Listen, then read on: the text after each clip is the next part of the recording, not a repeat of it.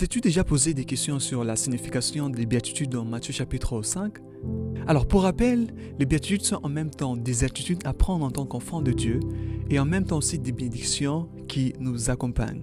Et aujourd'hui, nous sommes dans la troisième béatitude dans Matthieu chapitre 5, le verset 4 où Christ dit « Heureux les affligés, car ils seront consolés. » Cette béatitude est ceux qui pleurent, ceux qui sont attristés, ceux qui ont du chagrin et ceux qui ont des afflictions, mais pas n'importe lesquels. Car il s'agit d'une tristesse spirituelle et divine selon Dieu qui nous emmène à la repentance. Tu seras d'accord avec moi que nous vivons dans une société qui encourage le péché. Et cette béatitude nous encourage à regretter le péché autour de nous, le péché contre nous et le péché même en nous.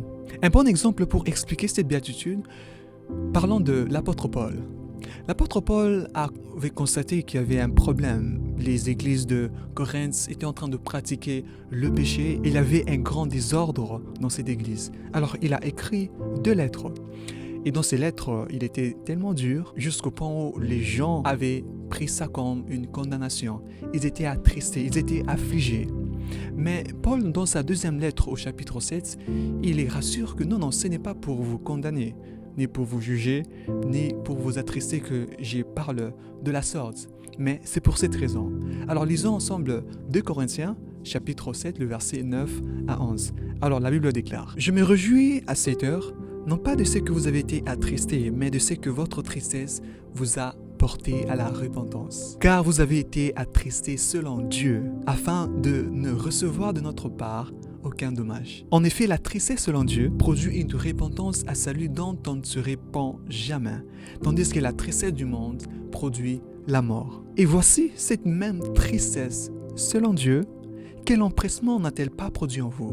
Quelle justification, quelle indignation, quelle crainte, quel désir ardent, quel zèle, quelle punition. Vous avez montré à tous égards que vous étiez purs dans toute cette affaire. Waouh! La tristesse selon Dieu est celle qui mène à la repentance.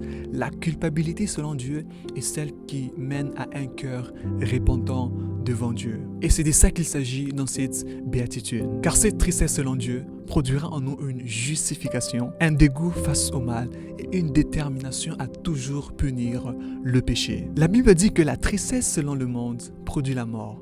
Mais la tristesse selon Dieu, on ne la regrette pas. Alors je t'encourage à ne pas encourager le péché dans la société. N'encourage pas le péché en toi. N'encourage pas le péché dans tes activités. Mais expose-le. Alors que Dieu te bénisse abondamment.